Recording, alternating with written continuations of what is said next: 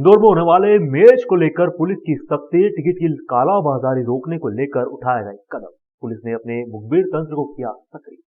दरअसल इंदौर में भारत न्यूजीलैंड के बीच क्रिकेट मैच 24 जनवरी को होना है। मैच के लिए ऑनलाइन टिकटों की बिक्री भी शुरू हो चुकी है। कुछ ही मिनटों में ही सबसे सस्ते एवं सबसे महंगे टिकट बिक चुके हैं। साथ ही इसके बाद बचे हुए टिकट भी 2 घंटे में बिक गए। टिकट बिकने के कुछ घंटे बाद ही एक बार फिर ब्लेकरों ने सोशल मीडिया पर जमावट शुरू कर दी है। टिकट को महंगे दामों पर बेचने के लिए ब्लेकरों ने मैदान पकड़ लिया है। इसके लिए इंदौर पुलिस कमिश्नर हरिनारायण चारी मिश्र ने इंदौर क्राइम ब्रांच के साथ साइबर की टीम को भी अलर्ट करने के लिए निर्देशित किया है। साथ ही टिकटों की कालाबाजारी रोकने के लिए मुखबिर तंत्र भी सक्रिय है। अगर कालाबाजारी की शिकायत पुलिस के आसपास आती है तो उस पर सख्त से सख्त कार्रवाई की जाएगी। कुछ निश्चित समय में कम समय में टिकटों की बिक्री की सूचना आई है और इसके लिए हमारी क्राइम ब्रांच की 2 अलग अलग टीमें काम कर रही हैं। इससे संबंधित पुलिस ने नंबर भी जारी किया है कि अगर किसी को कोई सूचना आती है या इससे संबंधित कोई प्रमाणिक जानकारी है तो पुलिस के साथ शेयर करें, पुलिस उस पर तत्काल कार्रवाई करेगी।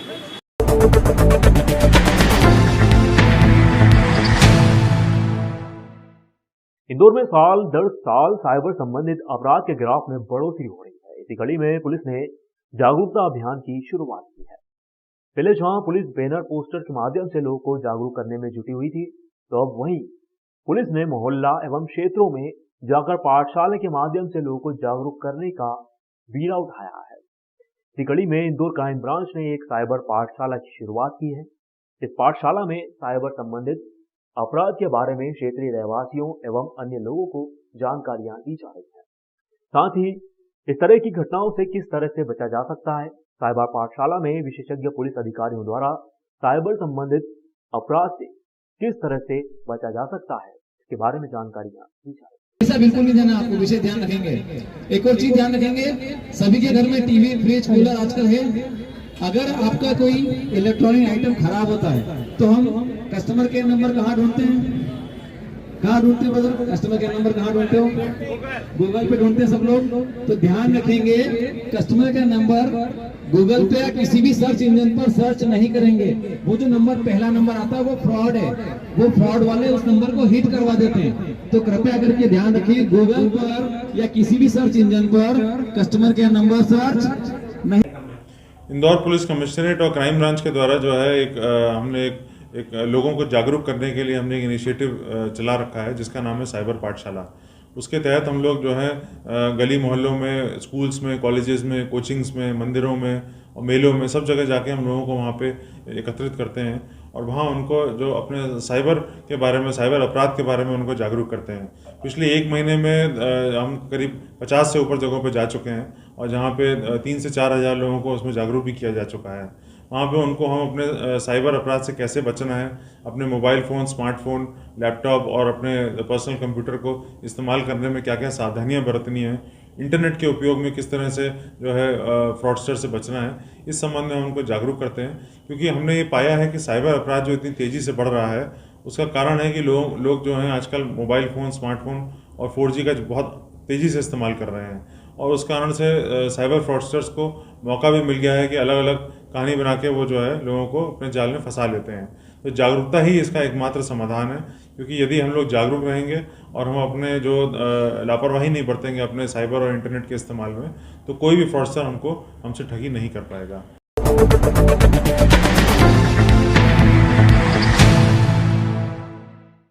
इंदौर शहर में पिछले दिनों चेन स्नैचिंग, मोबाइल लूट सहित अलग अलग तरह की वारदातों में इजाफा हो रहा था। इसी कड़ी में पुलिस ने इंदौर क्राइम ब्रांच व भंवरकुआं पुलिस ने संयुक्त अभियान चलाते हुए बिहार के 4 आरोपियों को गिरफ्तार कर लिया है, जो शहर में लगातार लूट एवं अन्य वारदातों को अंजाम दे रहे थे। वहीं पकड़े गए आरोपियों ने उत्तर प्रदेश एवं ट्रेनों में भी लूटपाट की घटनाओं को अंजाम दिया। उनसे बारीकी से पूछताछ की जा रही है। इसमें हमने जो है हमें लगातार ये सूचनाएं मिल रही थी कि 3 लोग जो है मोटरसाइकिल पर मोबाइल छीन रहे हैं। तो उस संबंध में हमने जब अपने मुखबिरों तंत्र को सक्रिय किया तो उसमें ये बिहार के लोग पकड़े गए हैं। बक्सर ज़िले के रहने वाले हैं तीनों ये, और ये यहाँ पे रुके हुए थे, होटल में रुकते थे। इनके लोकल इन्होंने कुछ संपर्क भी बना लिए थे और ये आते थे यहाँ पे और यहाँ पे ये इस तरह से फ़ोन की मोबाइल की लूट करते थे। इनसे इन्होंने काफ़ी वारदातें करी हैं, लगभग इनसे अभी तक 15 के लगभग इनसे मोबाइल मिल चुके हैं। और ये इनके जो आपस की जो पूछताछ है उससे ये भी पता चला है कि ये ट्रेनों में भी लूटपाट करते थे और इन्होंने यूपी में भी घटनाएं करी हुई हैं। तो ये लगातार इस तरह से लड़के सक्रिय थे और मुख्य रूप से जो है ये अपना खर्चा निकालने के लिए और अपने नशे की जो आदत है उसको पूरा करने के लिए जो है ये लोग इस तरह के वारदातें करते थे। ये इनका एक यहाँ लोकल संपर्क था, उसके माध्यम से ब्राउन शुगर भी खरीदते थे, उसके मोबाइल बेचते थे, तो उसको भी आरोपी बनाया गया इन वारदातों में। तो इस तरह से पूरी गैंग कुटी गई है।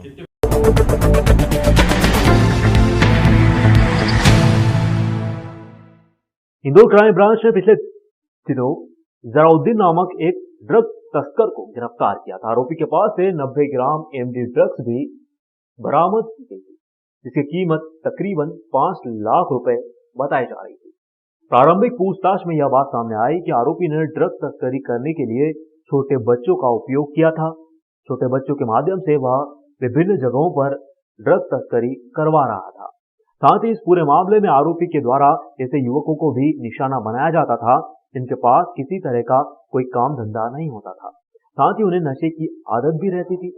पहले आरोपी उन लोगों को फ्री में ड्रग्स उपलब्ध करवाता था, फिर उन्हें ड्रग तस्करी करने के लिए विवश कर देता था। वहीं इंदौर क्राइम ब्रांच का दावा है कि पुलिस ने ड्रग तस्करी के मामले में 50 से अधिक आरोपियों को अभी तक गिरफ्तार किया जा चुका है। वहीं करोड़ों रुपए की ड्रग्स भी बरामद की जा चुकी है। इसमें हमने जहीरुद्दीन नाम के एक आरोपी को हमने गिरफ्तार किया था। इससे लगभग 90 ग्राम एमडी मिली थी, जिसकी कीमत लगभग 5 लाख रुपए होती है। और ये जो है जावरा मंदसौर तरफ से जो है ये ड्रग्स लाके इंदौर में सप्लाई करता था और यह काफ़ी लोगों को यहाँ पे सप्लाई करता था फुटकर तौर पे, जो कि उसको आगे जो है अपने ग्राहकों को देते थे। तो इसमें जो है इसके पूरे नेटवर्क के संबंध में जांच पड़ताल जारी है। लगातार ऑपरेशन प्रहार के तहत हम लोग जो है नशे पे कार्रवाई कर रहे हैं। 2022 में क्राइम ब्रांच के द्वारा लगभग 50 से ऊपर लोगों को पकड़ा गया और उनसे 1 किलोग्राम से ऊपर की जो है ब्राउन शुगर भी बरामद की गई है। तो जितने भी यहाँ पे नशे की जड़ें हैं उसको समाप्त करने के लिए लगातार हमारा मुखबिर तंत्र सक्रिय है।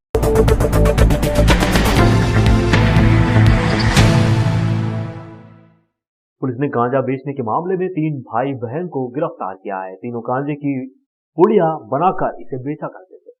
पुलिस की हत्या आई एक युवती जो कि कॉलेज की छात्रा है, वो अपने कॉलेज में भी गांजा बेचती थी। फिलहाल सभी से पूछताछ जारी है, इसमें कई खुलासे होने की संभावना है। एमआईजी पुलिस ने मुखबिर की सूचना पर तीनों भाई बहनों को पकड़ा है। यह तीनों लंबे समय से गांजा सप्लाई एवं पुड़िया बनाकर बेचने का काम करते थे। इनके कब्जे से 4.5 किलो गांजा मिला है। फिलहाल पुलिस तीनों से पूछताछ में लगी हुई है। संभावना है पूछताछ में कई चौंकाने वाले खुलासे भी हो सकते हैं। और इसमें कल हमें मुखबिर से सूचना मिली थी और कि आज सुबह दोपहर में वो जो है एनडीपीएस का माल लेकर के आने वाले हैं। तो पुलिस जो है घेराबंदी करने के लिए श्री माया होटल के पीछे सुनसान स्थान पर छुपी कर बैठी थी, जहाँ पर 3 व्यक्तियों को जो है विमल कंपनी के थैले में सामान लाते हुए देखा, जिसको चेक करने पर उसमें गांजा 4.5 किलो मिला है।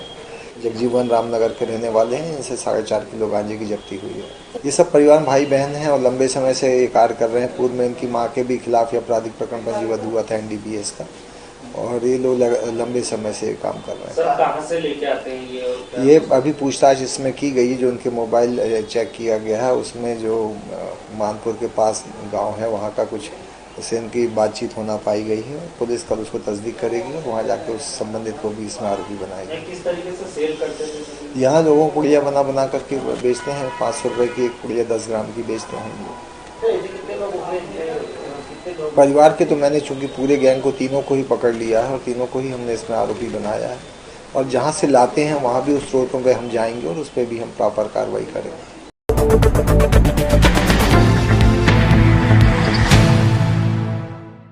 इंदौर के देवी अहिल्या विश्वविद्यालय के ऑडिटोरियम में शिक्षा से जुड़ा एक बड़ा आयोजन किया गया। इसमें अखिल भारतीय संस्थागत नेतृत्व समागम में देश विदेश के विश्वविद्यालय के कुलपति, निदेशक, चेयरमैन, प्राचार्य, शिक्षाविद शामिल हुए। आयोजन का शुभारंभ केंद्रीय शिक्षा राज्य मंत्री डॉक्टर सुभाष सरकार, वहीं प्रदेश के उच्च शिक्षा मंत्री डॉक्टर मोहन यादव की मौजूदगी में हुआ। कार्यक्रम का उद्देश्य उच्च शिक्षा में कार्य करने वाले निजी उच्च शिक्षा संस्थानों, शासकीय उच्च शिक्षा संस्थानों को एक प्लेटफॉर्म पर लाकर संवाद एवं साझा मंच स्थापित करना है। आयोजन में उद्घाटन एवं समापन सत्र के अलावा 6 तकनीकी सत्र होंगे। समागम के निष्कर्षों को इंदौर घोषणा पत्र के रूप में प्रकाशित किया जाएगा। राष्ट्रीय शिक्षा नीति 2020 के क्रियान्वयन के बारे में हमने देखा, मध्य प्रदेश सबसे आगे शुरुआत कर दिया और आज सारे देश में सभी स्टेट में सभी यूनिवर्सिटी में इसको लागू होने एकदम शुरू हो गया है ना, ये चल पड़ा एकदम। इसमें चाहे वो एकेडमिक बैंक ऑफ क्रेडिट में हो, मल्टीडिसिप्लिनरी में हो, इसके साथ साथ industry academia linkage, research and innovation, ये सब के बारे में सभी विश्वविद्यालय ने वो अपने अपने तरीक़ा से इसको कैसे आगे बढ़ाएंगे इसके लिए सोच रहे हैं और हमारी सरकार भी इसके लिए प्रतिबद्ध है।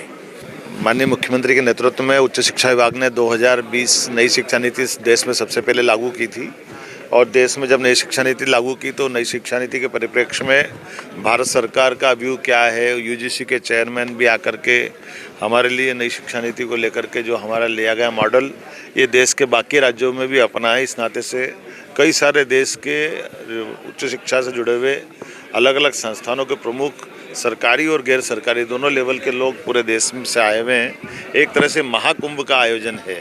उस नाते से मुझे इस बात की प्रसन्नता है कि जब पूरे देश के अच्छे शैक्षणिक संस्थानों के यहाँ कुलगुरु आए हुए हैं, अलग अलग संचालक गण आए हुए हैं, ऐसे में ये 2 दिन तक लगातार उच्च शिक्षा में नई शिक्षा नीति को लेकर के और किस प्रकार से इसमें आगे बढ़ना चाहिए, शिक्षा संस्थानों का स्वरूप क्या हो, किस प्रकार की कठिनाइयाँ आ रही है, हमको आगे और क्या क्या किस दिशा में लक्ष्य हासिल करना है। हम सब देख रहे हैं कि ग्लोबली कई सारे देश के अलावा भी बाहर के देश के लोग भी अब अपने प्रदेश में आना चाहते हैं, देश में आना चाहते हैं। तो ऐसे में हमारी गुणवत्तापूर्ण शिक्षा अपना स्तर बनाए रखे और बाकी चीज़ों की चुनौतियों से भी अपनी पहचान कैसे बनाए रखने में सफल हो।